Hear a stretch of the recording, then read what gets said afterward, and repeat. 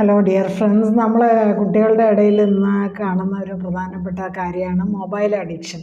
അപ്പോൾ ഈ mobile addiction നമുക്ക് കുറയ്ക്കാൻ അതിനേക്കാളും കുറച്ചും കൂടെ അട്രാക്ഷനുള്ള ഏതെങ്കിലും ഒരു കാര്യത്തിലേക്ക് ശ്രദ്ധ മാറ്റുക എന്നുള്ളതാണ്. ചെറുപ്പത്തിലെ ചെറിയ ചിത്രങ്ങളൊക്കെ ഉള്ള പുസ്തകങ്ങളൊക്കെ കൊടുത്ത് ബുക്സ് അവരുടെ ഒരു കൂട്ടുകാരാക്കി മാറ്റണം. അതിന് ഒരു തുടക്കം ഇടാൻ പാരൻസിന് ഡെഫിനറ്റായിട്ടും കഴിയും.